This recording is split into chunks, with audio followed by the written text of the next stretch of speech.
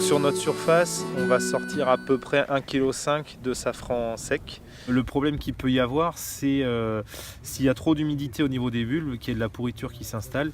Et là, il faut le détecter très vite et arracher le rond qui est infecté. Sur le safran, on est sur quelque chose qui est complètement déconnecté du marché mondial, qui est déconnecté des primes européennes.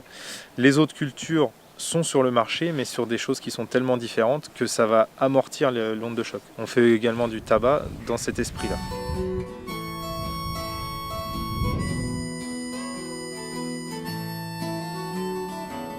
Bienvenue à la ferme, c'est l'accueil de visiteurs sur notre exploitation. Donc ça fait 25 ans qu'on fait ça et maintenant on fait ça plus spécifiquement sur le safran. Avant c'était sur l'ensemble de l'exploitation.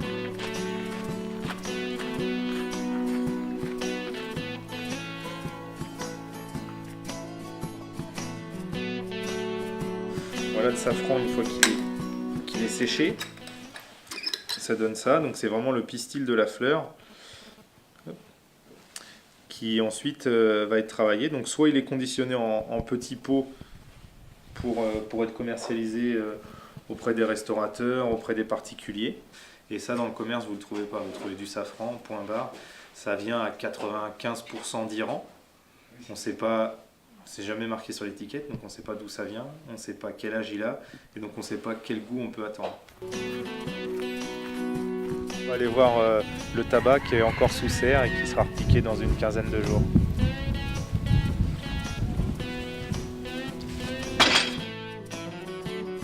Alors, voilà, le tabac il pousse sur de l'eau. Donc vous voyez ici, on a un plateau polystyrène avec 240 trous.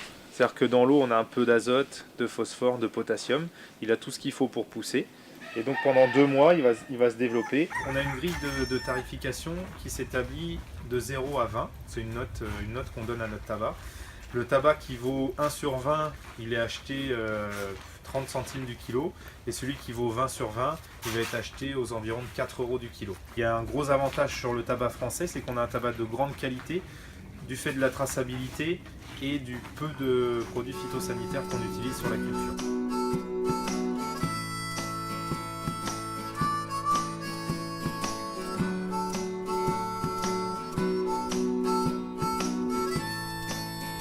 Ça me gêne pas d'être sur un tracteur, j'aime bien ça, mais c'est pas non plus toute ma vie, quoi. J'aime bien aussi rencontrer d'autres gens et au travers du safran, je rencontre des chefs étoilés, c'est plutôt agréable. Il y a une chose dont je suis à peu près sûr, c'est que financièrement ça va continuer à faire des très gros à-coups. Et si vous êtes que sur une seule production, des années vous allez peut-être gagner beaucoup, mais il y a des années où ça va être très très dur. Comme cette année sur le lait, sur les céréales, c'est compliqué. Moi l'idée que j'en ai, c'est d'essayer de garder une agriculture à taille raisonnable et diversifiée.